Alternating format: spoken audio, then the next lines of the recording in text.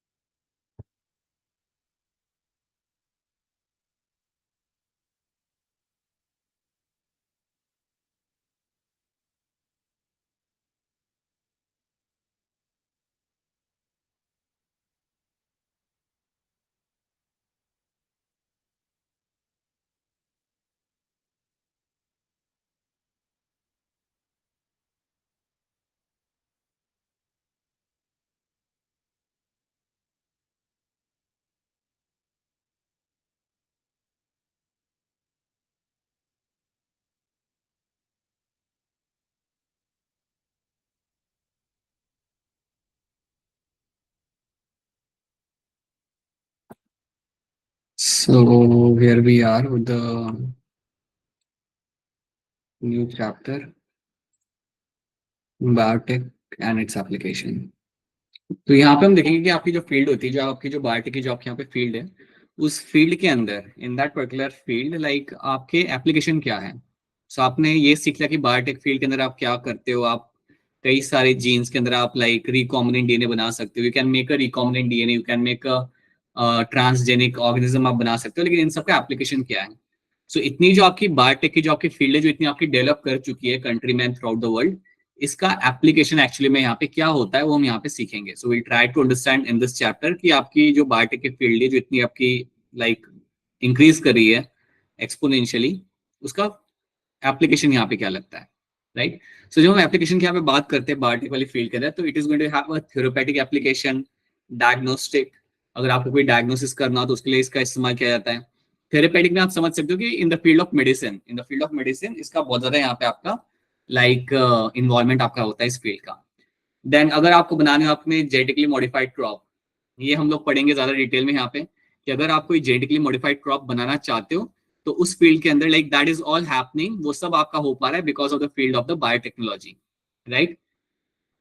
Processed food, right. Then bioremediation, अगर आपको process food चाहिए वो भी आपका बन सकता है यहाँ पे। बायो रेमिडेशन का मतलब यहाँ पे ये होता है कि आप बायोलॉजिकल ऑर्गेनिजम्स यूज करके किसी चीज का सोल्यूशन निकालना, इसको हम कहते हैं बायो रेमिडेशन। मैं आपको यहाँ पे एक एग्जांपल देता हूँ what do mean by bio remediation का। एक एग्जांपल मैं आपको यहाँ पे दूंगा। आप ऐसा सोचो कि एक इंडस्ट्री है। सो एक इंडस्ट्री थी, राइट। एक आपकी इंडस्ट्री थी एक एरिया के अंदर, और जहां पे आपकी इंडस्ट्री थी वो केमिकल बना रही थी। एक इंडस्ट्री थी जो वहां पे केमिकल एक एरिया के अंदर बनाया करती थी। It was a industry which was making the chemicals. अब ये इंडस्ट्री जब वहां पे केमिकल बनाया करती थी तो वो केमिकल उसने अपने आसपास वाले एरिया में काफी ज्यादा स्प्रेड कर दिया था। लाइक उसने काफी ज्यादा like the chemical was spreading through out the it's near by area.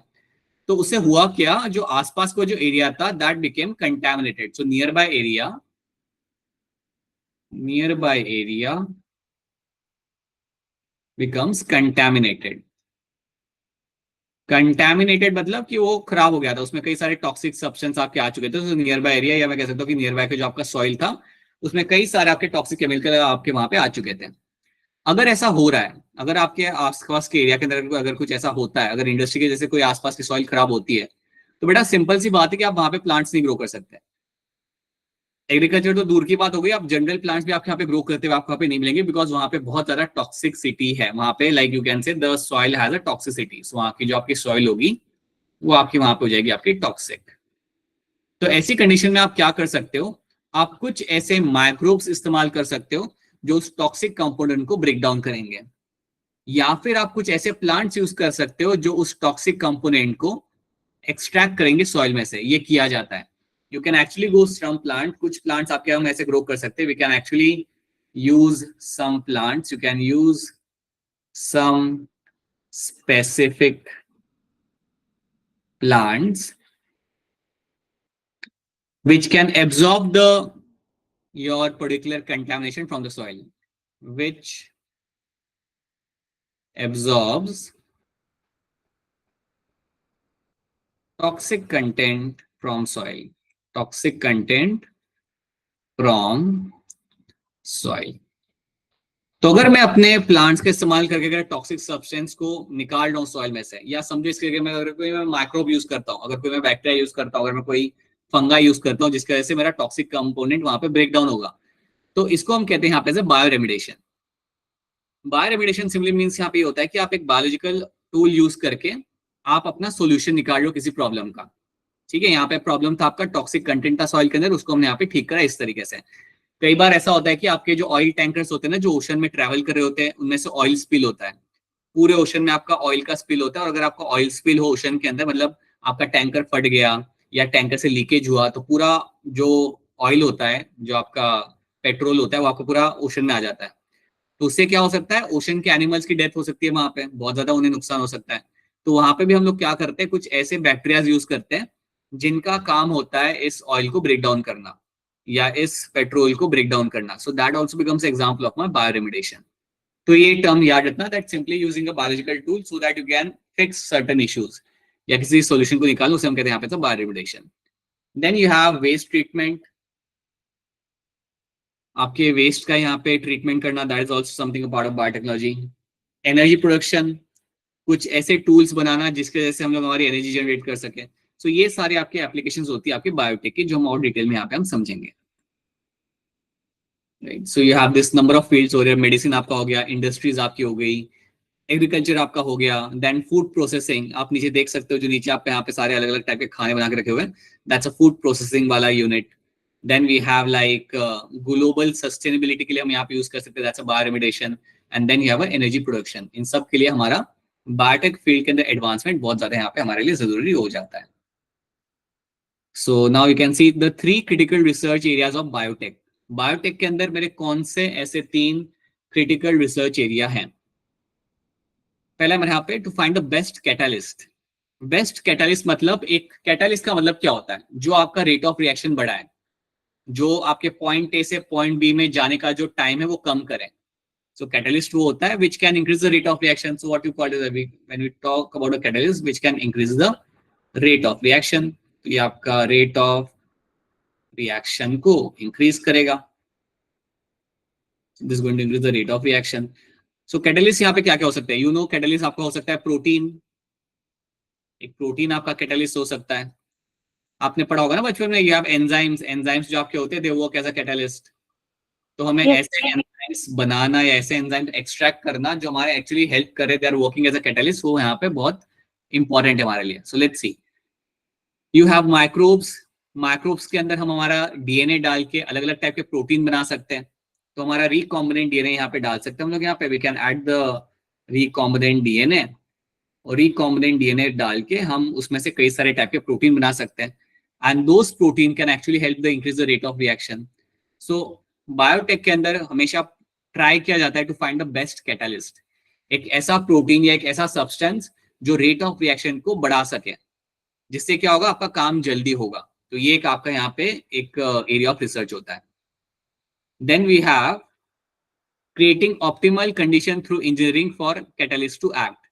जब आपने कोई कैटालिस्ट बना लिया, समझो तमनप्रीत ने एक यहाँ पे प्रोटीन बना लिया, तमनप्रीत ने एक सेपरेटली एक प्रोटीन बना लिया, या उसने रिकॉम्बिनेंट टेक्नोलॉजी से एक प्रोटीन को लाइक इन्वेंट कर लिया, या like she has discovered one protein, और वो चाहती है कि इस प्रोटीन को वो काम कराना चाहती है उस प्रोटीन से, या वो चाहती है कि प्रोटीन फटाफट अपना काम करे, वो एक रेट ऑफ रिएक्शन को इंक्रीज करे। तो उस प्रोटीन को काम कराने के लिए आपको एक ऑप्टिमम कंडीशन प्रोवाइड करनी पड़ेगी। सही टेम्परेचर, सही pH, right, you have to provide a right amount of temperature. आपको वहां पे प्रोवाइड करना पड़ेगा राइट अमाउंट ऑफ पीएच। जब आप सही मायने में टेम्परेचर और पीएच वहां पे प्रोवाइड करते हो, सही तरीके से आप प्रोवाइड करते हो, देन अल्टीमेटली क्या होगा, आपका प्रोटीन काम करेगा, सही तरीके से काम करेगा जो आप करना चाहते हो। तो ये भी एक फील्ड है जिसके ऊपर रिसर्च किया जाता है, creating optimal condition through engineering for catalyst to act. जो भी आप कैटलिस्ट बना रहे हो या आपने डिस्कवर किया है, आप देखना चाहते हो कि कौन सी कंडीशन के अंदर ये सबसे बढ़िया तरीके से काम कर सकता है, और वो कंडीशन आप बनाना चाहते हो। So that is your point number 2। तो ये आपका सेकेंड एरिया है आपका रिसर्च का। Then you have downstream processing technologies to purify the protein and organic compound.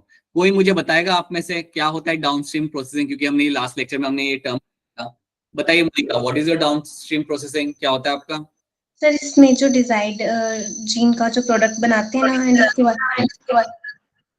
And उसके बाद उसको एक्सट्रैक्ट कर लिया जैसे डीएनए, फिर उसकी हम फिल्ट्रेशन करेंगे, प्यूरिफिकेशन करेंगे, उनको प्रिजर्व वगैरह करते हैं और साथ में उनकी क्लिनिकल ट्रायल करते हैं और मतलब देखते हैं कि जो हमने बनाया है वो एक्सट्रैक्ट करा है वो अच्छी तरह से आएगा वैसा। राइट, बिल्कुल सही बात है मोनिका आपकी। सो जब भी हम बात करते हैं डाउनस्ट्रीम प्रोसेसिंग के बारे में, तो आपको याद रखना है कि जब भी आप कोई प्रोटीन बना रहे हो, कोई अगर आप प्रोडक्ट बना रहे हो, कोई ऑर्गेनिक कंपाउंड अगर आप बना रहे हो, आपको उसकी टेस्टिंग करनी पड़ेगी, आपको उसे प्यूरिफाई करना पड़ेगा, फिल्टर करना पड़ेगा, राइट। उसके बाद आप करोगे उसका क्लिनिकल ट्रायल। समझो अगर मैं एक प्रोटीन बना रहा हूं और मैं जानता हूं कि ये प्रोटीन लोगों के अंदर कोलेस्ट्रॉल को कम कर सकता है, तो इस प्रोटीन को मुझे टेस्ट करना पड़ेगा, तो उसे हम कहते हैं clinical trial. So we call it as a clinical trial, हम वहां पे करते हैं, and then after that we do the quality testing.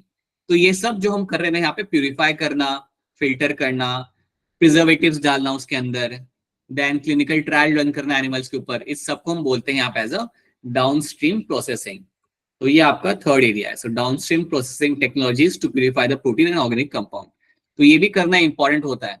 अगर मैं कोई प्रोटीन बना रहा हूँ लैब के अंदर, तो मैं उसे डायरेक्टली मार्केट में सेल नहीं कर सकता। I have to undergo number of steps and then मैं उसे मार्केट में निकाल सकता हूँ बेचने के लिए। ठीक है, सो ये चीज भी आपको याद रखनी है। That is going to be point number 3, right. Now biotechnology application in the agriculture. Agriculture में इसका फायदा किस तरीके से होता है वो हम यहाँ पे देख रहे हैं। सो एग्रोकेमिकल बेस्ड एग्रीकल्चर एक आपका होता है। देखो एग्रीकल्चर, आप in the field of agriculture आप चाहते हो अपना क्या, बेसिकली आप चाहते हो दैट आपके क्रॉप्स इंप्रूव करें, यू वांट कि आपका क्रॉप्स का ग्रोथ हो, आपका फूड प्रोडक्शन आपका बढ़े। ये आप कैसे कर सकते हो? By having agrochemical based agriculture. Agrochemical based का मतलब यहाँ पे होता है that you will be using insecticides, pesticide, chemical fertilizers आप यहाँ पे इस्तेमाल करोगे। इसका मतलब भी आपका यहाँ पे होता है कि आप यहाँ पे काफी चीजें यूज करोगे। You will be using the chemical fertilizers, आप इस्तेमाल करोगे, you will be using the pesticides, pesticides का इस्तेमाल आप यहाँ पे करोगे, right. You will be using the insecticide. तो इन सब के इस्तेमाल की वजह से व्हाट विल बी हैपनिंग कि आपका क्रॉप का ग्रोथ आपका पे हो सकता है। That's one way. दूसरा आप कर सकते हो ऑर्गेनिक फार्मिंग। ऑर्गेनिक फार्मिंग करके भी आप अपना फूड प्रोडक्शन आप इंक्रीज कर सकते हो। एंड तीसरा तरीका आपका यहाँ पे ये है to make genetically modified crops, that mean GMO, genetically engineered crop, जिसको हम इवन शॉर्ट में कह सकते हैं जीएमओ। जीएमसी भी आप कह सकते हो जेनेटिकली मॉडिफाइड क्रॉप्स को, या आप इवन कह सकते हो उनको यहाँ पे जेनेटिकली मॉडिफाइड ऑर्गेनिजम्स। तो ये भी आप बना सकते हो, इनके थ्रू भी आप अपना फूड प्रोडक्शन आप अपना इंक्रीज कर सकते हो। सो इसको हम यहाँ पे सीखेंगे, will understand this thing in detail. So let's talk about green revolution. तो आपका हुआ क्या इंडिया के अंदर, लाइक राइट फ्रॉम लाइक 1940 से लेके, लाइक आपका ग्रीन रेवोल्यूशन जब आपका हुआ, जब लोगों ने अपने क्रॉप्स को बहुत ज्यादा ग्रो करना चालू किया, तो उससे फायदा क्या हुआ? You were able to grow large amount of crops जो आपके कंट्री को सस्टेन कर सकते थे, जो आपके कंट्री की जो रिक्वायरमेंट है उसे वो सस्टेन कर सकते थे। आपको ये बात याद रखनी है कि हमारी पॉपुलेशन काफी ज्यादा बढ़ रही है। सो पिछले कुछ सालों में आपकी पॉपुलेशन काफी ज्यादा बढ़ चुकी है कंट्री की। तो अगर आपकी पॉपुलेशन इंक्रीज हो रही है, देन इट्स ऑल्सो इंपॉर्टेंट कि आप क्रॉप भी बढ़ाओ। आपके लिए काफी इंपॉर्टेंट होता है एक फार्मर के लिए, एक कंट्री के लिए, कि वो एक बहुत ज्यादा अमाउंट में क्रॉप्स बनाए, ताकि आपके जो पॉपुलेशन है उसको सस्टेन कर पाए, right. You can see population आपका इंक्रीज हो रहा है, and there is always will be requirement of the crops because of that, है ना। सो ये हमने अचीव किया था via green revolution. So the father of green revolution was my MS Swaminathan. ये है इंडिया के father of green revolution. So इनकी मदद से काफी ज्यादा क्रॉप प्रोडक्शन में आपका इंप्रूवमेंट हुआ था। अब सवाल यहाँ पे ये आता है कि आपका क्रॉप प्रोडक्शन का इंप्रूवमेंट क्यों हुआ था? आपका क्रॉप प्रोडक्शन का इंप्रूवमेंट आपका इसलिए हुआ था बिकॉज हमने यूज करने चालू किए थे केमिकल फर्टिलाइजर्स, पेस्टिसाइड और इंप्रूव क्वालिटी ऑफ क्रॉप्स। मेरी बात वापस सुन लो। अगर आपसे कोई पूछ रहा है कि हमारे कंट्री में ग्रीन रिवोल्यूशन की वजह से आपका क्रॉप का इंक्रीज क्यों हो पाया था, या आपका number of amount of biomass आपका क्यों इंप्रूव हो पाया था, तो आपका आंसर सिंपल होगा, क्योंकि हमने during green revolution we started using chemical fertilizers, pesticide, और हमने इवन यूज किए थे हमारे इंप्रूव्ड वेराइटी ऑफ क्रॉप्स। इसके वजह से कंट्री के अंदर एक बहुत बड़ा अमाउंट में आपके क्रॉप्स ग्रो कर पाए थे हम लोग। ठीक है, सो let's see that increase in crop production by the use of artificial fertilizers, pesticide and high yield crop variety. Because of that only हम हमारे क्रॉप्स को यहाँ पे ग्रो कर पाए थे, ठीक है, बहुत ज्यादा अमाउंट के अंदर। Now effect of green revolution, improve crop variety आपको मिल गई यहाँ पे, जो आपको क्रॉप की वैरायटी अब मिलती है वो काफी इंप्रूव्ड वन है आपका। You have increase in the crop yield, आपका क्रॉप का यील्ड आपके यहाँ पे काफी ज्यादा इंक्रीज हो चुका है। And you have a development of the industry and economic growth. तो अल्टीमेटली ये आपको यहाँ पे फायदा हुआ, these were the advantages of green revolution. But आप ये बात भी याद रखना कि ग्रीन रिवोल्यूशन करने के लिए हमने यहाँ पे केमिकल फर्टिलाइजर्स और पेस्टिसाइड इस्तेमाल किए थे। अब एक बात आपको हमेशा याद रखनी है कि इंडिया एक डेवलपिंग कंट्री था पहले। तो जब एक इंडिया डेवलपिंग कंट्री था तो वो टाइम पे आपको एक बात हमेशा याद रखनी है कि यूजिंग पेस्टिसाइड केमिकल फर्टिलाइजर एक फार्मर के लिए काफी एक्सपेंसिव चॉइस होता है। ये बात आप हमेशा याद रखना कि एक फार्मर के लिए पेस्टिसाइड यूज करना, केमिकल फर्टिलाइजर यूज करना is going to be expensive cost. वो उसके लिए हमेशा वहां पे आपका एक्सपेंसिव रहेगा। So that is find a way through which he can grow the crops बिना वो एक्सपेंस करे हुए। सो लेट्स सी कैसे कर सकते हैं उसे वहां पे। However, for farmers in developing world, agrochemical are often too expensive. काफी एक्सपेंसिव होता है agrochemical, and further increase in the yield with the existing varieties are not possible in conventional breeding. और normal breeding करा के आप अपना, अगर आप अपना yield बढ़ाना चाहते हो, yield का मतलब आप यहाँ पे समझो, अगर मुझे 2000 अगर मुझे मिल रहा है वहां पे 20 टन, अगर मुझे मेरे फार्म में से मुझे मिल जाए 20 टन जितना मुझे यहाँ पे क्रॉप मिल रहा है मेरे एक फार्म में से, तो मैं चाहूंगा कि मेरे 2010 के अंदर ये नंबर बढ़े।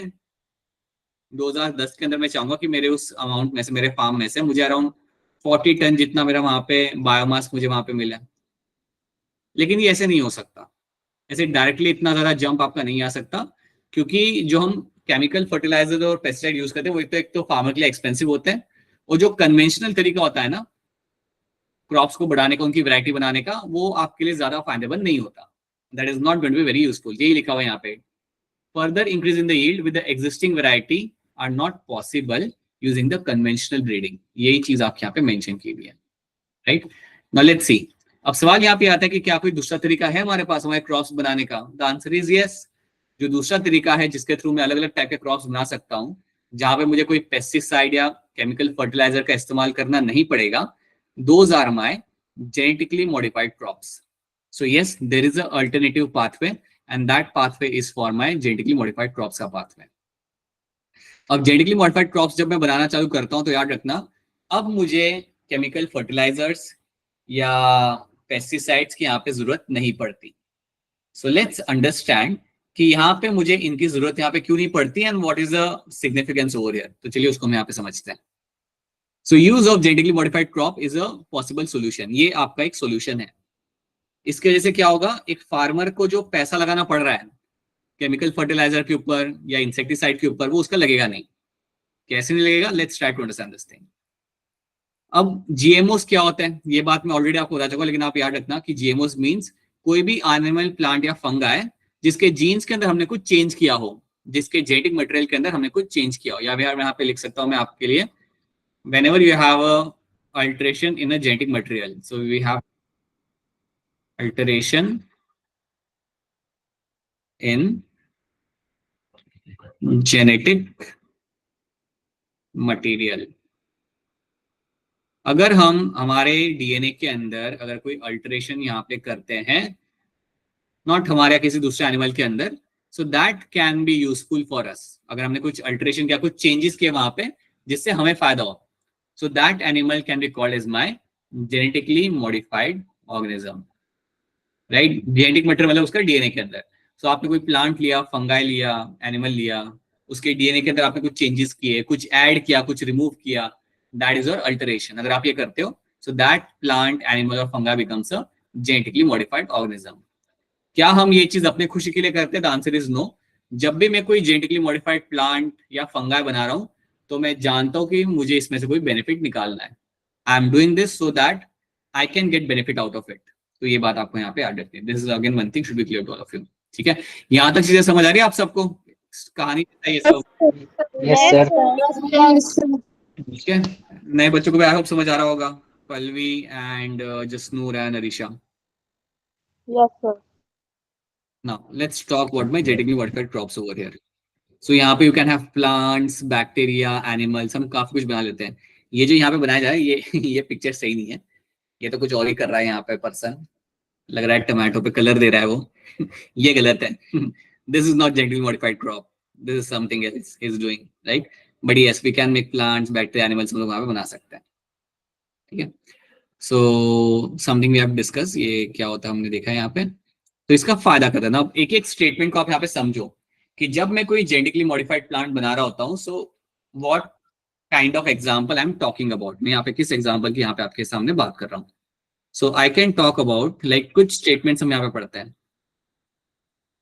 Made crops more tolerant to abiotic stresses, cold, drought, salt and heat. आप ऐसे कुछ प्लांट्स बनाते हो जिन प्लांट्स के ऊपर इफेक्ट ही नहीं होता लो टेम्परेचर का, सूखे का, अगर सॉइल के अंदर ज्यादा सॉल्ट आ गया उस चीज का भी उनके ऊपर इफेक्ट नहीं होता, या अगर बहुत ज्यादा अगर गर्मी हुई तब भी मेरा प्लांट सर्वाइव कर जाएगा। तो ऐसे प्लांट आप बना सकते हो। तो जब मैं कहता हूं कि आप एक जेनेटिकली मॉडिफाइड क्रॉप बना रहे हो, so you can make such plant which can tolerate abiotic stresses. कैसे stresses? Cold, drought, salt and heat, इन सबको वो सर्वाइव कर सकता है। You can make plant which reduces the reliance on chemical pesticide because they are my pest resistant plant. हमने एक plant की बात की, cotton.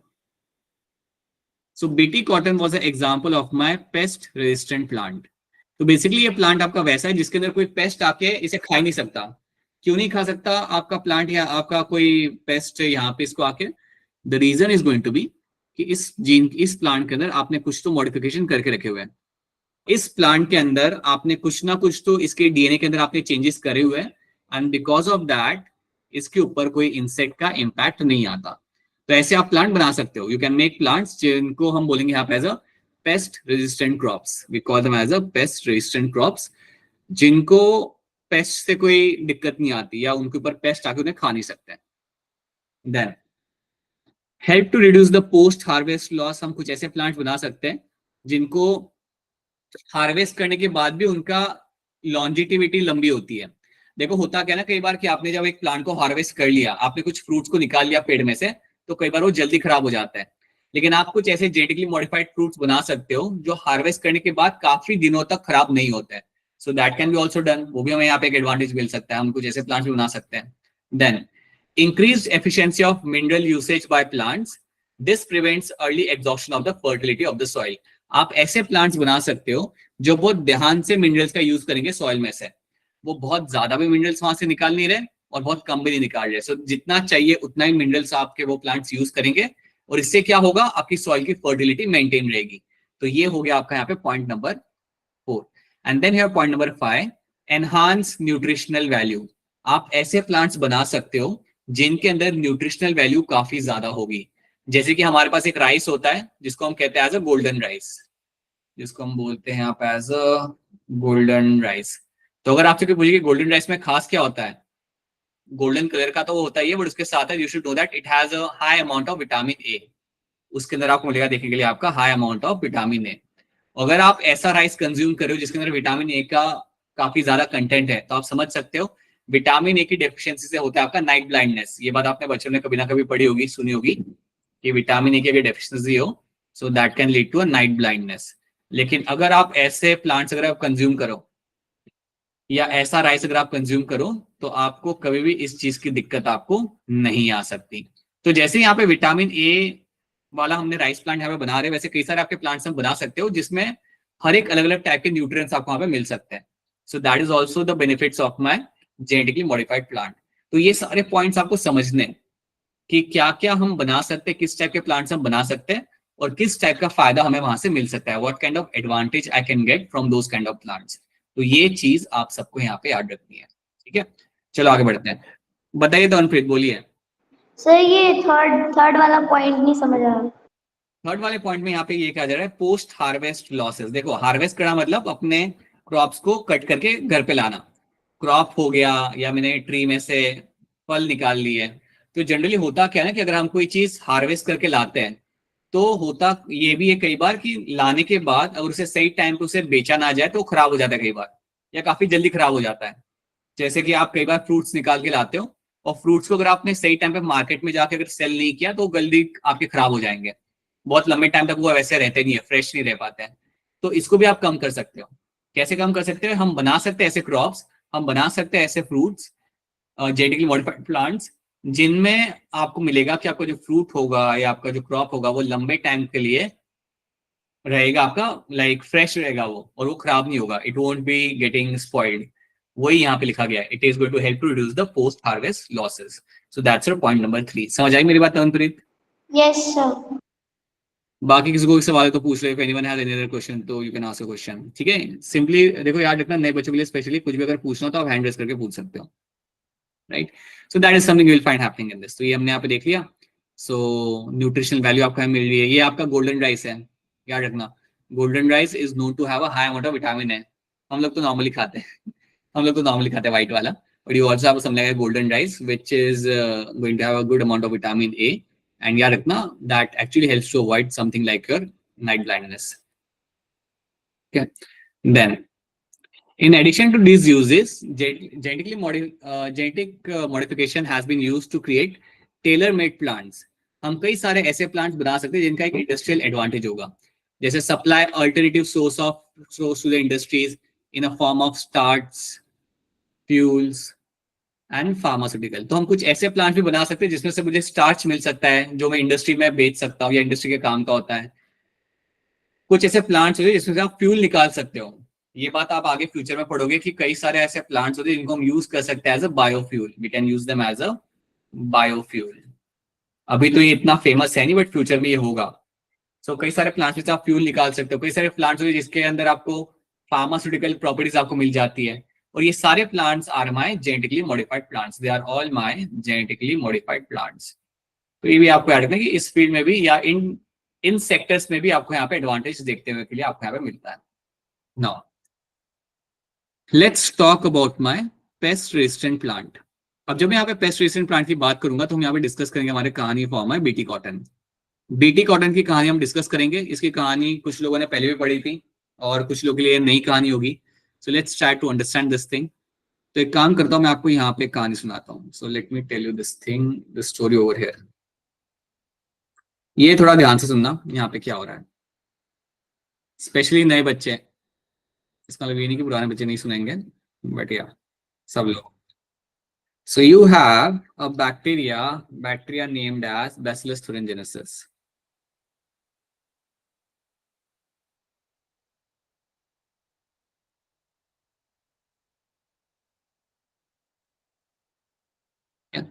अब ये जो आपका बैक्टीरिया है Bacillus thuringiensis, इसके अंदर बनता है एक प्रोटीन, राइट? इसमें एक आपका प्रोटीन बनता है, and that protein which has been formed in this Bacillus thuringiensis is my toxic protein. ये आपका होता है toxic protein. This protein is going to be toxic, right? तो मैं आपको ऐसे ही बता सकता हूं कि आपको जो Bacillus thuringiensis आपका यहाँ पे है, इसके अंदर आपको मिलेगा एक जीन। इस बैक्टीरिया का जो डीएनए होता है उसके डीएनए के अंदर आपको मिलेगा एक gene, so it will have the DNA, और इसके डीएनए के अंदर you will have a gene, and that gene is called as my cry gene. उसको हम बोलते हैं यहाँ पे एज अ क्राई जीन। अब ये जो क्राई जीन आपका यहाँ पे होता है, the cry gene you have over here, ये क्राइजीन में से आपका बनता है एक protein. So this cry gene is going to make a protein, जो मैंने वहां पे लिखा हुआ है, and that protein is going to be toxic. Toxic मतलब इतना टॉक्सिक ये इंसेक्ट को किल कर सकता है। बेसिकली प्रोटीन आपका यूज किया जा सकता है इंसेक्ट को मारने के लिए। तो ये बात पहले आप यहाँ पे याद रखना, स्पेशली नए वाले बच्चे हैं, थोड़ा ध्यान देना यहाँ से, this is going to be important. ठीक है, सो डीएनए में आपका होता है एक जीन, जीन का नाम होता है आपका क्राइजीन, और क्राइजीन में से एक प्रोटीन बनता है, और उस प्रोटीन को हम यहाँ पे, वो प्रोटीन आपका टॉक्सिक होता है। मतलब अगर वो प्रोटीन किसी इंसेक्ट ने खा लिया, देन उसकी वहां पे डेथ हो जाएगी, then it will die over there. Simple सी बात है। अब क्वेश्चन यहाँ पे आता है कि अगर ये टॉक्सिक प्रोटीन है तो ये बैक्टीरिया को क्यों नहीं मार रहा? अगर इतना ही टॉक्सिक प्रोटीन है तो बैक्टीरिया के अंदर बन के बैक्टीरिया को ये खत्म क्यों नहीं कर रहा? तो आपको याद रखना है कि जो टॉक्सिक प्रोटीन की जो मैं यहाँ पे बात कर रहा हूँ, the protein I am talking about, that is called as my protoxin. So protoxin ये वो प्रोटीन है जो बैक्टीरिया के अंदर बनता है, और ये रहता है यूजुअली इनएक्टिव कंडीशन के अंदर। ये रहता है आपका इनएक्टिव कंडीशन में, it is going to be in inactive state. Inactive मतलब अब ये कुछ नहीं कर सकता। तो सवाल यहाँ पे ये आता है कि मेरा प्रोटॉक्सिन एक्टिव कब होता है? सो मेरा प्रोटॉक्सिन एक्टिव तब होगा my protoxin will become toxin, और I can say ये मेरा बनेगा active protein.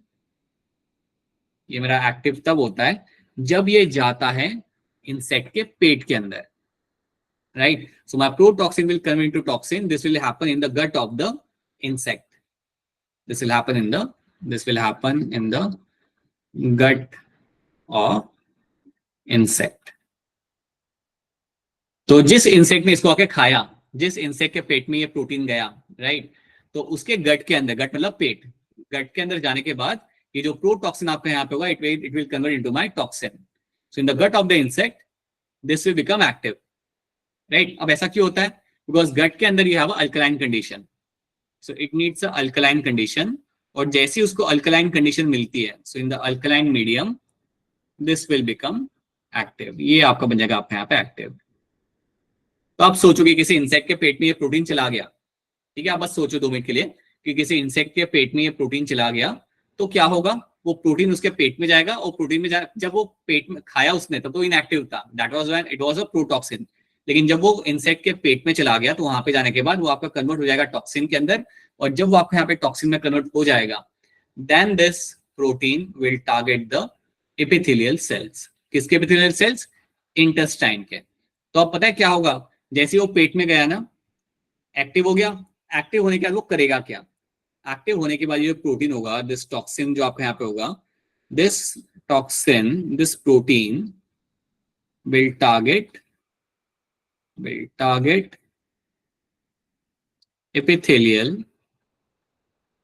epithelial lining, it will target the epithelial lining of gut। जो पेट में जो epithelial lining आपके यहाँ पे होती है उसको जाके वो वहां पे टारगेट करेगा। अब जैसे वो epithelial lining को वहां पे टारगेट करता है, as soon as it target the epithelial lining over there, तो फिर वहां पे क्या होता है? वहां पे वो पोर्स क्रिएट करता है, होल्स क्रिएट करेगा वहां पे वो। सो टारगेट करना मतलब what it will do, it will create the pores. This will basically create the pores in the lining। तो basically यहाँ पे क्या करेगा? It will create the pores। It will create pores। अब आप थोड़ा सोचो यहाँ पे कि आपके पेट में एक प्रोटीन है और वो प्रोटीन जाके आपके एपिथेलियल लाइनिंग के अंदर होल कर रहा है, तो अल्टीमेटली क्या होगा? उस इंसेक्ट की डेथ हो जाएगी। So that is what happens over there. तो इतनी बात पहले आप यहाँ पे रखना कि अगर ये जो प्रोटीन अगर इंसेक्ट के पेट में गया तो इस तरीके से वो काम करता है। हर एक पॉइंट आपको यहाँ पे याद रखना है कि आपका ये प्रोटीन आपको बनते हुए मिलता है आपके बैसिलस थुरिनजेनेसिस के अंदर, और एक जीन होता है यहाँ पे जो ये प्रोटीन बनाता है, दैट इज माय क्राइजीन। अब ये प्रोटीन जो आपका बनाया जा रहा है वो बैसिलस थुरिनजेनेसिस को कोई क्यों कुछ नहीं करता? The answer is it will remain inactive. Generally वो इनएक्टिव होता है। एक्टिव कब होगा? जब वो जाएगा इंसेक्ट के पेट के अंदर, it goes in the gut of the intestine, gut of the insect, और वो टाइम पे वो होगा यहाँ पे एक्टिव। और एक बार वो एक्टिव हो गया, देन वो जाके आपके एपिथेलियल लाइनिंग को डैमेज करेगा बाय क्रिएटिंग द पोर्स, और उसके बाद आपके इंसेक्ट की वहां पे हो जाएगी डेथ। क्या इतनी बात आपको समझ आ रही है यहाँ पे? क्या ये वाली चीज आपको? Yes, sir. नए वाले बच्चे, बाकी पंजाब के नए वाले बच्चे, Jasnoor, Pallavi, Arisha, Yes, sir. Saurabh, right. So this is what you find happening in this. ये एक बेसिक कहानी है जो पहले आपको यहाँ पे याद रखनी है। नाउ देखो यहाँ पे क्या लिखा हुआ है। So Bt toxin is produced by a bacteria, Bacillus thuringiensis। Bt toxin gene has been cloned with the clone from the bacteria and been expressed in the plant। So इसको मैं यहाँ पे समझाता हूँ आपको। See, अभी आपको पता चलेगा कि यार ये बीटी कॉटन क्या होता है, इसको हम यहाँ पे देखते हैं। What is your BT cotton, इसको हम यहाँ पे समझते हैं। आपका जो बैक्टीरिया था, bacillus, right, your bacteria bacillus thuringiensis जो आपका यहाँ पे था, अब आप करते क्या हो? एज अ बायोटेक्नोलॉजिस्ट आप क्या करते हो?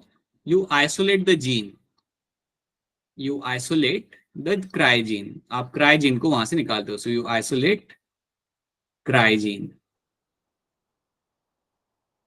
जब आपने क्राइजीन को वहां से निकाल लिया, अब आप क्या करोगे? This cry gene will be added into the DNA of the plant. तो cry gene will be incorporated into the plant genome. It will be incorporated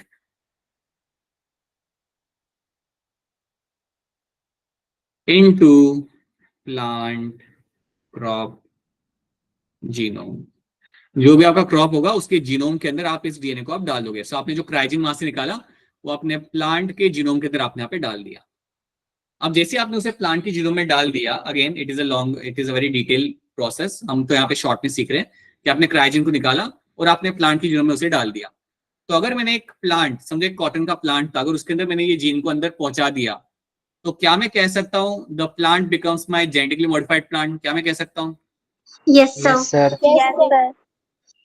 right. तो जो मेरा प्लांट यहाँ पे होगा विद द एलियन जीएनए के साथ जो मेरा प्लांट यहाँ पे अब बन चुका है, that can call it as a genetically modified crop. मैं इसको जेनेटिकली मॉडिफाइड क्रॉप यहाँ पे कह सकता हूँ। अब हमें यहाँ पे फायदा क्या होगा? अब एक और बात याद रखते हैं, ये जो बैसिलस thuringiensis के अंदर जो आपको मिलता है ना बीटी प्रोटीन, जो आपको यहाँ मिल रहा है, the protein you are finding over here, ये टारगेट करता है, ये बैक्टीरिया जो है इसके अंदर जो प्रोटीन आपको मिलेगा, ये प्रोटीन टारगेट करेगा कुछ स्पेसिफिक ग्रुप को। This protein is known to target,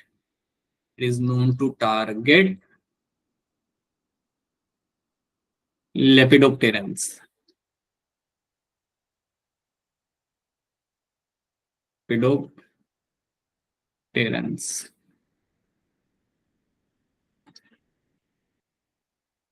This protein is known to target lepidopterans. अब lepidopterans आपके यहाँ पे क्या होते हैं? They are basically, और एक ये आपका ऑर्डर है इंसेक्ट का, जिसमें आपके आते हैं बटरफ्लाइज आपके आ जाते हैं और मॉथ भी आपके आ जाते हैं। So it is known to target your butterflies and moth. Basically होता क्या है ना, बटरफ्लाई जो मॉथ होते हैं उनके जो लार्वा होते हैं, वो लार्वा आके खाते हैं प्लांट्स को। कैटरपिलर वहां पे ग्रो करके उसको खाता है, तो उसको मारना जरूरी होता है। सो याद रखिए, जो प्रोटीन हम यहाँ पे बना रहे हैं ना, या जो प्रोटीन आपको इसमें मिलता है, this protein is known to target the lepidopterans. Lepidopterans एक आपका ग्रुप है, उस ग्रुप के अंदर आपको मिलता है बटरफ्लाइज और मॉथ आपके इस ग्रुप के अंदर आपके यहाँ पे आ जाते हैं। ठीक है। अब आपको यहाँ पे करना क्या है? What you have to do over here. आपका प्लांट यहाँ पे बन चुका है, ठीक है। अब आपका यहाँ पे होगा क्या? Now think about this. आपका प्लांट यहाँ पे खड़ा है, your plant is standing in front of you, और इसको अब किसी चीज का डर नहीं है। The plant is standing upright, बिल्कुल, और उसे किसी चीज का यहाँ पे अब डर रहेगा नहीं। सिंपल सी बात है बेटा। अब सोचो इस प्लांट के ऊपर आके बैठा मेरा एक कैटरपिलर, समझो यहाँ पे एक कैटरपिलर आके बैठा, right, this is my caterpillar यहाँ पे आके बैठा। तो अब यहाँ पे होगा क्या? वही होगा जो होना चाहिए। The caterpillar will start eating the plant, और जैसे ही कैटरपिलर प्लांट को स्टार्ट करना चालू करेगा, तो आप जानते हो कि प्लांट के अंदर आपका जीन लग चुका है, आपका क्राइजीन। सो प्लांट के अंदर हमने क्या लगा चुके हैं हम यहाँ पे? The plant already has a क्राइजीन। So क्राइजीन plant के अंदर ऑलरेडी आपका यहाँ पे प्रेजेंट है। अगर मेरा क्राइजीन प्लांट के अंदर प्रेजेंट है, तो ऑब्वियसली वो क्या बना के देगा मुझे यहाँ पे? मेरा protein. It will make the toxic protein, तो यहाँ पे मुझे वो टॉक्सिक प्रोटीन बना के देगा। अब आप जानते हो कि जो इनिशियली आपका प्रोटीन बन के आएगा वो तो आपका होगा यहाँ पे इनएक्टिव। सो जो इनएक्टिव प्रोटीन जो आपको यहाँ पे मिलता है, that inactive protein is called as my protoxin, right. अब कैटरपिलर तो खुशी खुशी से खा लेगा, उसको क्या ही मालूम क्या होने वाला है उसके साथ। So now when the caterpillar will start feeding on the plant, तो उसके पेट में जाएगा प्रोटॉक्सिन। और आप जब आप ये बात जानते हो कि एक बार प्रोटॉक्सिन उसके पेट में गया, this protoxin will convert ultimately into your toxin। और ये करने के लिए आपका कौन सा एनवायरमेंट आपको चाहिए होता है पेट के अंदर? Right, you need to have a alkaline, right, you need to have a alkaline medium. और उस एल्कलाइन मीडियम के अंदर, और ये एल्कलाइन मीडियम रखते हैं, you will be finding this alkaline medium in the gut. You are finding this alkaline medium in the gut. So gut में जो आपका एल्कलाइन मीडियम आपका यहाँ पे, उसके अंदर आपका प्रोटॉक्सिन टॉक्सिन में कन्वर्ट होता है। And now this protein, toxin is nothing but a protein. Now this particular protein will go and target the epithelial lining. So ये जाके टारगेट करेगा आपके यहाँ पे epithelial lining को, जो हमने वहां पे डिस्कस किया था। ये epithelial lining को टारगेट करेगा, और क्योंकि मेरा epithelial lining को यहाँ पे टारगेट कर रहा है, तो अल्टीमेटली क्या होगा? वहां पे होल्स क्रिएट होंगे, और जैसे वहां पे आपके होल्स क्रिएट होते हैं, दैट मीन्स जैसे वहां पे आपके पोर्स क्रिएट होते हैं, आपके इंसेक्ट की वहां पे हो जाती है death. You will find your insect will fall down and will die. तो ये चीज आपको वहां पे होते मिलेगी, and that is a story of mine. That is how the cryogene is going to work. या मैं कहूंगा इस तरीके से आपका जेनेटिकली मॉडिफाइड प्लांट आपका काम करता है। और ऐसे हम कई सारे प्लांट बना चुके हैं। सबसे फेमस जो प्लांट आपका यहाँ पे जो इंडिया में ग्रो किया जाता है, that is my BT cotton. तो देखो यहाँ पे क्या लिखा हुआ है, BT toxin gene has been cloned from the bacteria and is been expressed in the plants to provide resistance to a insect without need of insecticide, in effect to create a biopesticide. तो अगर आप ऐसे plants बना रहे हो तो फिर आपको इंसेक्टिसाइड डालने की वहाँ पे जरूरत ही नहीं है। आपको ना ही वहाँ पे इंसेक्टिसाइड आपको यूज करना है, ना ही आपको कोई वहाँ पे पेस्टिसाइड आपको यूज करना है। आपको कुछ नहीं करना वहाँ पे। आपके प्लांट्स वैसे ही ग्रो करेंगे और कोई इनको आके खाएगा नहीं। खाने का ट्राई करेगा बट उसकी डेथ हो जाएगी, right. So the example here are going to be like my BT cotton, BT corn, rice, BT tomato, potato and soybean. India में जो वाइडली ग्रो किया जाता है वो होगा आपका यहाँ पे बीटी कॉटन, ठीक है। सो ये बात आप सबको यहाँ पे रखनी है याद। So this is one thing you have to know in this, ठीक है। तो ये चीज आप यहाँ पे याद रखो। अब इसको हमें याद रखना है कि यहाँ पे जो आपके क्राइजीन्स होते हैं, द क्राइजीन्स यू हैव, इसमें भी अलग अलग आपको टाइप मिलते हैं। So let's try to see that. पहले हम इस कहानी को थोड़ा और अच्छे से समझते हैं। तो हम यहाँ पे देखते हैं हमारा बीटी कॉटन है और इस बीटी कॉटन के ऊपर कोई भी इंसेक्ट आके इसको खा नहीं सकता। So insect can not go and target this BT cotton, right. Now bacillus thuringiensis की कहानी आपके यहाँ पे क्या है? You have this caterpillar. Caterpillar बनाएगा आपको कुछ बीटी टॉक्सिन क्रिस्टल्स या cry toxins which are nothing but my toxic protein. BT is a microbe naturally found in soil. ये जो बैक्टीरिया आपको वैसे भी आपको सॉइल में मिल जाता है, ये बैक्टीरिया आपको सॉइल में वैसे ही आपको घूमते हुए आपको मिल जाएगा। एंड प्रोटीन क्रिस्टल जो इसमें बनाए जाते हैं during a particular phase of their growth, they are insecticidal proteins. ये प्रोटीन जो आपको बनते हैं मिलते हैं, they are my insecticidal proteins आपको यहाँ पे मिल जाते हैं। नाउ लेट्स सी ये कैसे काम करते हैं। सवाल ये आता है कि why does this toxin does not kill the bacillus. ये टॉक्सिन जो आपका यहाँ पे बैसिलस को क्यों नहीं मार रहा? तो आपका आंसर यहाँ पे होगा ये इसलिए नहीं मार रहा उसे वहां पे क्योंकि वो इनएक्टिव फॉर्म में, right, because that is in the inactive form. ये आपका तभी एक्टिव होता है when it goes in a gut of the insect. So अब कौन से टाइप के इंसेक्ट को ये मारेगा? तो ये कुछ एग्जाम्पल आप यहाँ पे याद रख सकते हो जो इनसाइड में मेंशन किए हुए। या वो टबैको बड वॉर्म, एक याद रख लेना। देन है वो आर्मी वॉर्म, ये भी कई बार प्लांट्स को डैमेज करता है, इसको भी वो टारगेट कर सकता है, right. Then you have a lepidopterans which will include your so ये दोनों जो आपके यहाँ पे they are my lepidopterans, right. Flies and mosquitoes are my dipterans and then you have a beetles. इतने ग्रुप्स को टारगेट कर सकता है, लेकिन जो मेनली हम यहाँ पे देखेंगे they are going to be targeting the lepidopterans, क्योंकि आपके जो जनरली आपको जो डैमेज करते हैं प्लांट्स को दे आर माय लेपिडोप्टेरन्स, तो उनको वो यहाँ पे टारगेट करेगा, ठीक है। फ्लाइज मॉस्किटोज भी को भी एक टारगेट कर सकता है, बट क्रॉप्स को नॉर्मली फ्लाइज और मॉस्किटो का प्रॉब्लम नहीं होता, ना ही बीटल्स होते हैं जो नॉर्मली प्रॉब्लम क्रिएट करते हैं, but lepidopterans are known to create the issues. तो इनको मारने के लिए हम यहाँ पे इस प्रोटीन का इस्तेमाल करेंगे, right. So how BT toxin works, a leaf from the BT crop. So इसके अंदर समझो यहाँ पे आपका एक लीफ है, एक आपका प्लांट है बीटी कॉटन का, और उसके अंदर आपके बनेंगे आपके cry protein. So plant cell with cry toxin, cry toxin मतलब क्राई प्रोटीन, ये आपके बन रहे हैं। अब ये क्या होगा, इस प्लांट को आगे देखो कोई खा रहा है, यहाँ पे इंसेक्ट आके खा रहा है। Cry toxin are consume by the insect. Toxin is coded by a gene called as my cry. So cry toxin consume इसने कर लिया, पेट में चला गया। पेट में एक बार ये क्राइटॉक्सिन पेट में चला गया, अब देखो क्या हो रहा है, ड्यू टू अल्कलाइन पीएच ये आपका कन्वर्ट हो जाएगा एक्टिव फॉर्म में। So now this will become activated, और एक बार ये एक्टिवेटेड हो गया then it will bind to the specific receptor on the insect gut cell and this create pores that causes cell lysis and swelling। तो ये जो आपके इंटेस्टिनल लाइनिंग को जाके टारगेट करेगा, जहां पे होल्स क्रिएट किए जाएंगे जिससे आपका लाइसिस मतलब सेल का ब्रेक होना या स्वेलिंग वहां पे हो सकती है, and this will ultimately lead to a death of the insect. Other organism do not have the receptors and are unaffected. तो इसमें फायदा क्या होता है कि आप उन्हीं एनिमल्स को टारगेट कर रहे हो जो आके आपके प्लांट को खा रहा है, बाकी ग्रुप को हम यहाँ पे टारगेट नहीं कर रहे होते। We are not targeting the other groups over here, right. अब यहाँ पे एक चीज याद रखना, जीन आपके कौन से इन्वॉल्व होते हैं।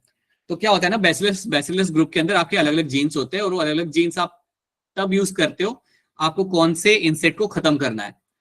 अगर मैं कह रहा हूं कि मेरे फार्म के अंदर बटरफ्लाई नहीं आती लेकिन एक इंसेक्ट आता है कॉर्न बोरर, तो उसके लिए मैं अलग जीन यूज करूंगा। अगर मैं कहता हूं कि मेरे फार्म के अंदर कोई दूसरे टाइप का इंसेक्ट आता है लाइक बॉलवर्म आता है, तो उसके लिए मैं अलग टाइप का वहां पे जीन इस्तेमाल करूंगा। तो यहाँ पे जीन जो होते हैं ना उसके भी एक दो टाइप्स होते हैं, दो तीन टाइप्स होते हैं, आपको यहाँ पे याद रखने हैं। And those 2-3 types genes are been used to target specific group of insects. तो चलिए हम देखते हैं यहाँ पे हमारा एक जीन जो यहाँ पे हमारा जो वेल नोन है यहाँ पे, that is my cry1ac and cry2ab। so let's have a look। I'll mention over here। so you have a gene over here जिसको हम बोलते हैं यहाँ पे as a cry1AC and cry2AB. ये जो मेरे यहाँ पे जीन होते हैं, these genes over there are known to target my ball worms. ये जो मेरे यहाँ पे दो जीन है, ये मेरे टारगेट करते हैं यहाँ पे बॉल वॉर्म्स को. They are known to target my boll worms. मतलब ये याद रखना है, जो मेरे क्राई के अंदर भी दो तीन आपके टाइप के जीन्स यहाँ पे होते हैं, तो cry1AC एंड cry1AB, ये दो जो जीन्स मेरे वहां पे होंगे, ये टारगेट करेंगे मेरे बॉल वॉर्म. मतलब अगर मुझे चाहता हूँ कि बॉल वॉर्म को खत्म करना चाहता हूँ, तो मैं ये जीन्स को निकाल के मैं अपने प्लांट में डालूंगा. So this is the first thing you have to know in this, right? Then you have a cry1AB. Then you have a cry1AB.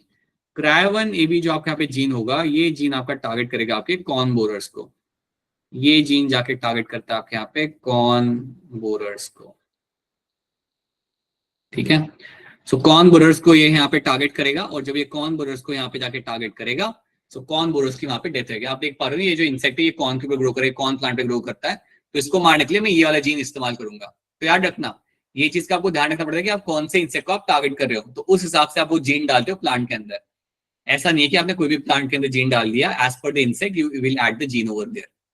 तो ये आपको यहाँ पे याद रखना है. So cry1AC and cry2AB are use for my boll worms, and cry1AB जो आपका यहाँ पे होता है, इसको हम इस्तेमाल करते हैं यहाँ पे to kill the corn borers. ठीक है. तो ये चीज आपको यहाँ पे रखनी है याद. क्या इतनी बात आप सबको यहाँ पे समझ आ रही है? Is this clear to all of you? ठीक है. स्पेशली नए बच्चों को I hope it's clear to all of you. ये चीज हमने आपने देख ली है. This is the story of your, हाँ, this is the story of your BT cotton की आपकी कहानी यहाँ पे हो जाती है. ठीक है. Now let's try to understand something else. अब हमारे यहाँ पे दूसरा टॉपिक हम यहाँ पे सीखते हैं, that is my RNA interference.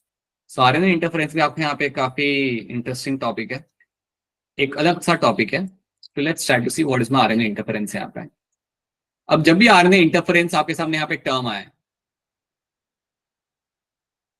तो पहले तो आप यहाँ पे याद रखना, ये हम सीख रहे हैं in terms of like to create a pest resistant plant. देखो यहाँ पे होता क्या है, you have a species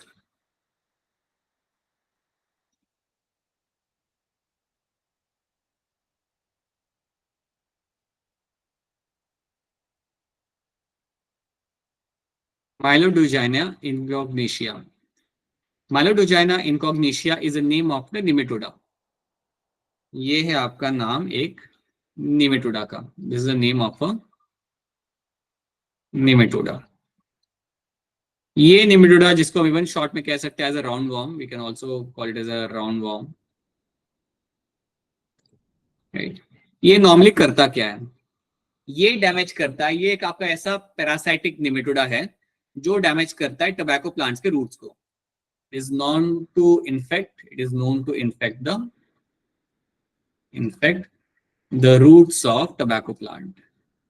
The roots of tobacco plant. तो टोबैको प्लांट के रूट्स के अंदर ये जाके करता है इन्फेक्ट, और जब ये टोबैको प्लांट के रूट्स के अंदर जाके यहाँ पे इन्फेक्ट करता है, तो उससे क्या होता है, बेसिकली टोबैको प्लांट्स जो होते हैं आपके यहाँ पे, वो ग्रो नहीं कर पाते हैं. सिंपल सी बात बेटा, अगर ये रूट्स में जाके उसे इन्फेक्ट करेगा, याद रखना कहाँ इन्फेक्ट करेगा, रूट्स के अंदर, तो टोबैको प्लांट वहां पे ग्रो नहीं कर पाते, और कुछ टाइम बाद उनकी वहां पे हो जाती है डेथ. सो माइलोडोजाइना इनकॉग्निशिया जो आपके यहाँ पे नेमेटोडा है, ये काफी वेल नोन है डैमेज करने के लिए टोबैको प्लांट्स को. कैसे? By infecting the roots. पहले तो आपको ये बात यहाँ पे याद रखनी है, that is what it is been known for. अब हम यहाँ पे समझते हैं कि यहाँ पे ये कैसे हम इसका इस्तेमाल कर सकते हैं हमारे फायदे के लिए. लाइक चलो, ये तो आपका प्रॉब्लम है, ये हमारे सामने यहाँ पे प्रॉब्लम है. ये आरएनए इंटरफेरेंस की कहानी कहाँ से आती है, how we can, what is RNA interference, और यहाँ पे इसको हम कैसे इस्तेमाल करेंगे. तो पहली चीज आप यहाँ पे याद रखना कि जब भी आप आरएनए इंटरफेरेंस की बात करते हो, पहली बात, ये कहानी के अंदर हम इस सॉल्यूशन को निकालेंगे. सॉल्यूशन हमें क्या निकालना है, हमारा जो नेमेटोडा जो इसको इन्फेक्ट कर रहा है, इसको हम कैसे मारें. सो ये हमारे लिए प्रॉब्लम है, और इसका सॉल्यूशन हम निकालेंगे वाया आरएनए इंटरफेरेंस. सो चलिए देखते हैं. सो जब मैं बात करता हूं about my RNA interference, when I talk about the RNA interference यहाँ पे,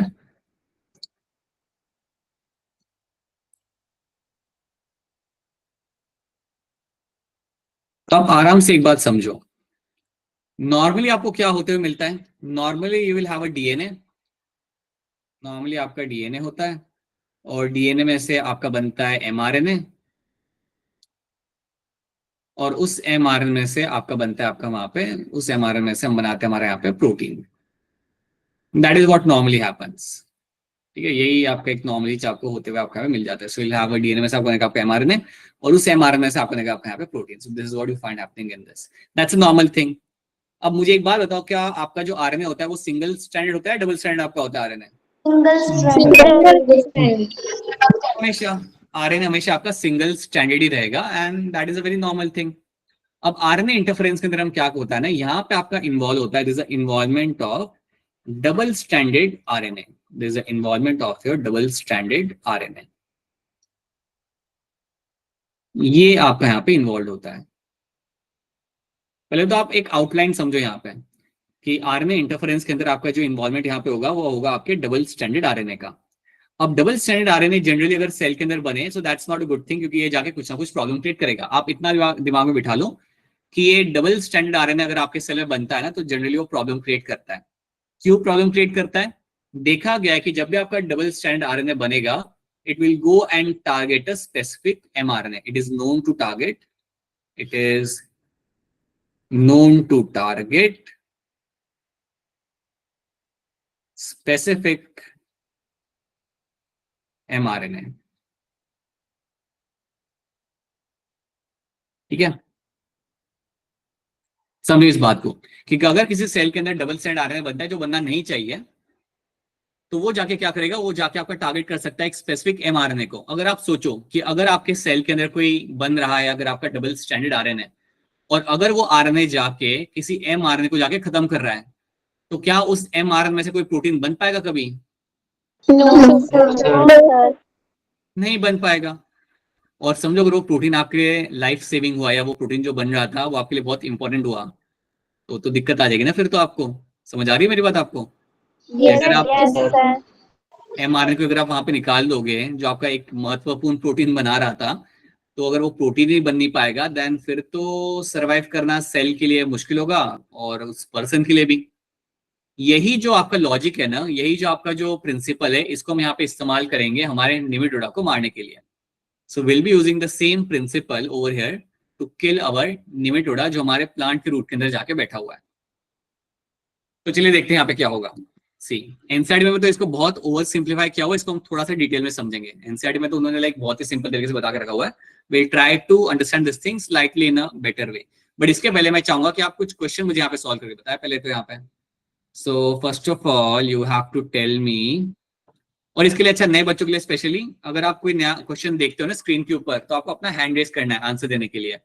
राइट साइड में वो एक ऐसा हाथ का बटन होगा, उसको आप क्लिक करो तो आपका हैंड रेज होगा, and then I will give you the option to answer the question. ठीक है, so BT cotton variety that has developed by introduction of toxin gene of bacillus thuringiensis is resistant to. So आपने जो BT cotton इतने सारे जो बना के रखे हुए बीटी कॉटन जो आपने बनाए, वो किससे रेजिस्टेंस आपको प्रोवाइड करता है?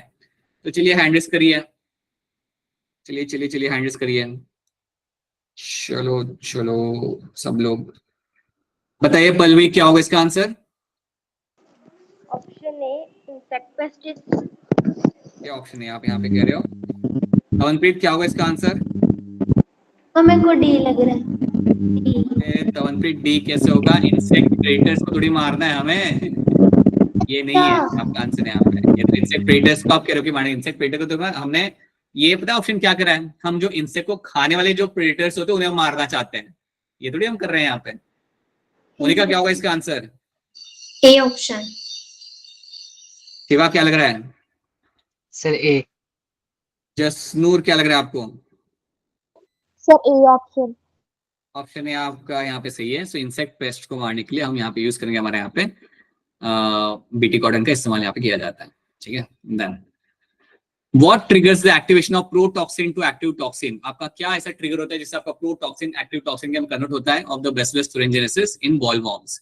तो ऐसा क्या होता है जिसके से कन्वर्ट होता है? तो देखिए ध्यान से और बताइए क्या होगा इसका आंसर। 2019 का ये क्वेश्चन है, तो आई होप आप इसका भी आंसर यहाँ पे कर पाएंगे। बताइए जसनूर क्या होगा इसका answer? Sir D option.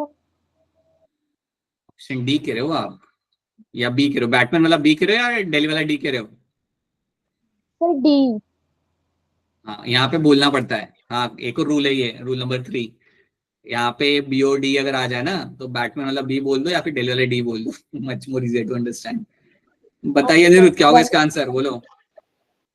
Sir Delhi वाला डी। डेली वाला D आपका यहाँ पे सही आंसर है। So alkaline pH of the gut is the reason, because of that वो आपका कन्वर्जन आप यहाँ पे हो जाता है। ठीक है, आर्यन इंटरफेरेंस अभी आप यहाँ पे कर नहीं पाओगे, ये वाला आप यहाँ पे कर सकते हो। Which part of tobacco plant is infected by the Meloidogyne incognita? So बताइए, हैंड बताइए जानवी क्या होगा इसका आंसर। Option B. अच्छा पल्लवी आपको क्या लग रहा है क्या होगा इसका answer? Sir option B root. And Apurva? B sir, बात में। Right, root is going to be correct answer over here, बिल्कुल सही। ठीक है, अच्छा ये भी खुद से पढ़ो क्वेश्चन, मैं बार बार नहीं पढ़ूंगा क्वेश्चन, खुद से पढ़ो और फिर अपना हैंड रेस करो। तब तक मैं थोड़ा पानी पी लेता हूँ।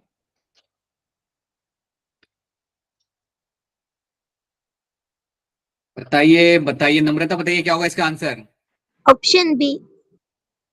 संचिता क्या लग रहा है आपको? Sir B. एंड सिद्धरा बोलिए। बी। और क्या फायदा होता है विटामिन ए वाले चावल खाने से? Sir night. Night what? Night brightness नहीं होती। नाइट ब्लाइंडनेस नहीं होती है, right, that is not vitamin A, बिल्कुल सही। ठीक है, राइट, बढ़िया। ठीक है, ये भी कर सकते हो आप यहाँ पे, ये भी आसान सा सवाल ही है। बताओ शिवा क्या होगा इसका आंसर। सर एक सेकंड पढ़ लेते हैं स्टेटमेंट।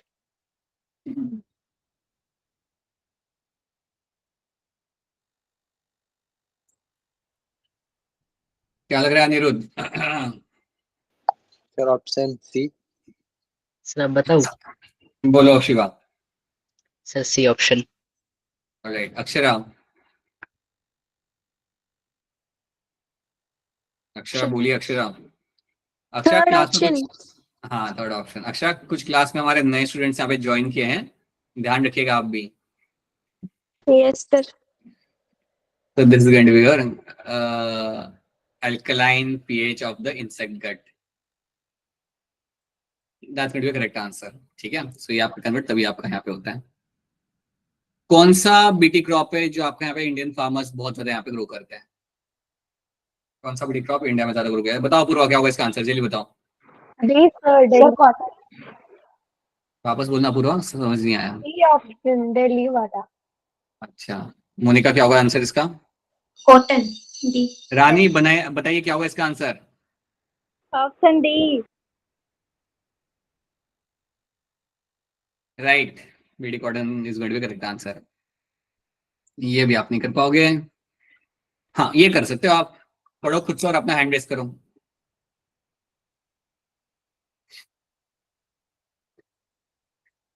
बताइए पल्लवी क्या होगा इसका आंसर।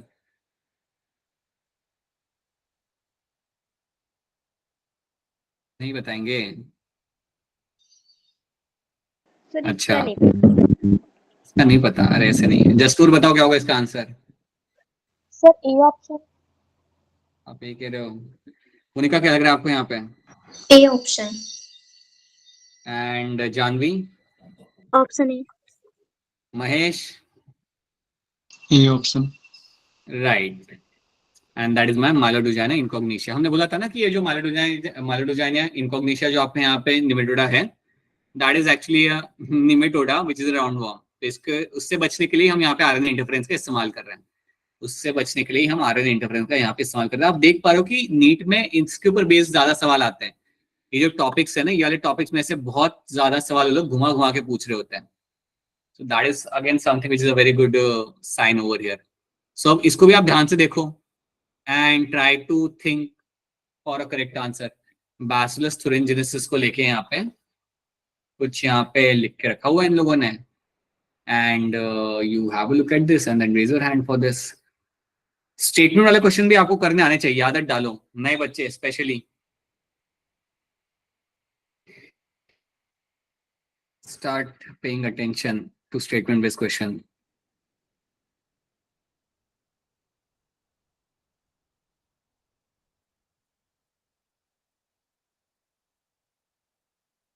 बताइए रानी, क्या होगा इसका answer? Sir option A. Amrita, क्या लग रहा है आपको? ऑप्शन ए।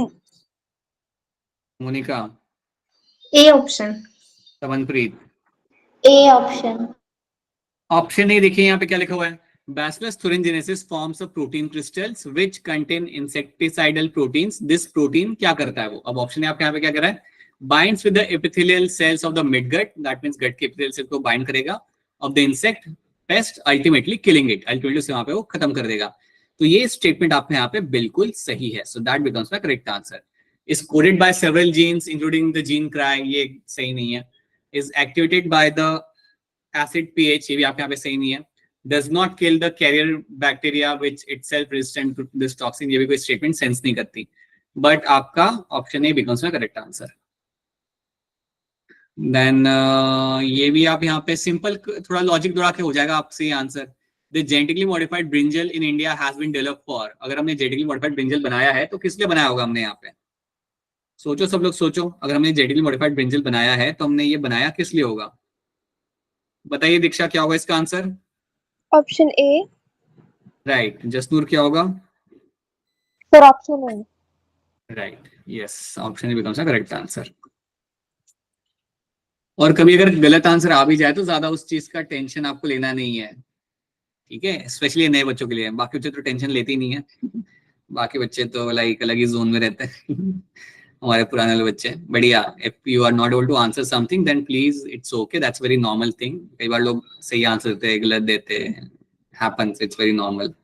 ठीक है. Alright, so now these are the question later on, we can have a look at them later. तो ये कुछ हमने यहाँ पे क्वेश्चन सॉल्व किए और अभी हमें कुछ चीजें क्वेश्चन आपके यहाँ पे आरएनए इंटरफेरेंस के जो हम बाद में सॉल्व करेंगे बिकॉज आपको टॉपिक कराना बाकी है. राइट. सो पहले हम यहाँ पे देख लेते हैं कि आज हमने यहाँ पे क्या किया. Let's not go beyond this. अभी हम यहाँ तक ही रखते हैं. बस मैं चाहूंगा कि आप इतना पहले आप याद रखोगे क्योंकि कल हम जब मिलेंगे आपको तो यहाँ से हम स्टार्ट करेंगे क्योंकि आरएनए इंटरफेरेंस एक थोड़ा सा कॉम्प्लेक्स टॉपिक है बट क्योंकि एनसीईआरटी में डिटेल में एक्सप्लेन नहीं किया हुआ. So you have to understand this topic very clearly over here. तो अभी आपको याद रखना है कि जब भी हम आरएनए इंटरफेरेंस की बात करते हैं यहाँ पे इन्वॉल्व होता है आपका डबल स्ट्रैंडेड आरएनए और वो double strand RNA is someone who can actually target a specific mRNA. वो आपके स्पेसिफिक एमआरएनए को वहां पे जाके टारगेट करेगा. ठीक है. तो वो जाके उसे टारगेट करेगा और उससे एमआरएनए की वहां पे डेथ हो जाती है. तो ये जो प्रिंसिपल है कि आरएनए इंटरफेरेंस के अंदर डबल स्ट्रैंडेड आरएनए बनके वो एक स्पेसिफिक एमआरएनए को टारगेट करता है, ये आपको याद रखना है. तो इसके आगे हम चीजों को बिल्ड करेंगे. So beyond this only we will start building certain things. Right. So DNA में से एमआरएनए बनता है, एमआरएनए से प्रोटीन बनता है, that's a normal thing, we all know. अगर हम एमआरएनए को ही खत्म कर दे तो आपको प्रोटीन बन नहीं पाएगा. और ये भी याद रखना कि जो आरएनए इंटरफेरेंस की जो आपके यहाँ पे कहानी है, ये कहानी के अंदर हमारा जो इंसेक्ट यहाँ पे that is my Meloidogyne incognita nematoda जो हमारा यहाँ पे है, ये हमारा एक राउंड वर्म है और इसी राउंड वर्म को हमें यहाँ पे खत्म करना है. और ये राउंड वर्म किसको जाके इन्फेक्ट कर रहा है? It is infecting the roots of the tobacco plant. तो इसी कॉन्टेक्स्ट में हमने हमारी कहानी यहाँ पे सीखनी है. ठीक है. So this is what we have done. तो आज की क्लास में हमने एक तो इंट्रोडक्शन लिया हमारे बायोटेक के चैप्टर का कि बायोटेक फील्ड के अंदर हमारे जो भी प्लांट्स बनाते हैं उसका क्या फायदा हो सकता है. And then we have understood everything in terms of my particularly your BT cotton and we have seen the introduction of my RNA interference. ठीक है. बीटी कॉटन एक बार एनसीईआरटी से पढ़ लेना. आई वुड स्ट्रांगली रिकमेंड कि NCERT में जो अभी तक कराया गया हमने उतना पढ़ लो ताकि उतना तो आपका क्लियर हो जाए. बहुत बड़ा चैप्टर ये है नहीं और इंटरेस्टिंग भी है काइंड ऑफ ये एक तरीके से. So it won't take more amount of time to get resolve. ठीक है. अच्छा, एक और चीज, खुशबू मैम ने एक ग्रुप के अंदर आपके साथ एक फॉर्म शेयर किया होगा. आई होप आप सबने देखा है उसे. देखा है नहीं देखा? हाँ, तो फिल करना उस फॉर्म को अगर देख लिया है तो. ठीक है. सर कर दिया है. Thank you. बहुत बहुत बहुत धन्यवाद. सो जिन्होंने नहीं किया हुआ प्लीज वो फॉर्म फिल करिए. Right. Share your concerns. Right. उसमें जो भी आपके आ रहे हैं, कोई भी अगर कंसर्न से दिक्कत है एक्स्ट्रा क्लास को लेकर तो बताइए उसे. So we can have some solution for that. ठीक है. ऑलराइट. बाकी नए बच्चों को आज का क्लास समझ आया? Pallavi and Jasnoor. So slowly बेटा आप टाइम स्पेंड करोगे तो आपको और आपकी अंडरस्टैंडिंग बेटर होती जाएगी. राइट. स्टार्टिंग में थोड़ा लग सकता है कि अरे ये थोड़ा सा फास्ट जा रहा है या स्लो. आई होप आपको स्पीड ठीक लगी होगी. अगर स्पीड को भी अगर कंसर्न हो देन प्लीज आप बता सकते हो अपने एंड पे कि स्पीड का अगर कंसर्न रहता है then please let us know. तो फिर हम उसको आपके हिसाब से थोड़ा सा वो ठीक कर सकते हैं. ठीक है. राइट. सो या that is what we have done. एक सेकंड बेटा रुक जाओ।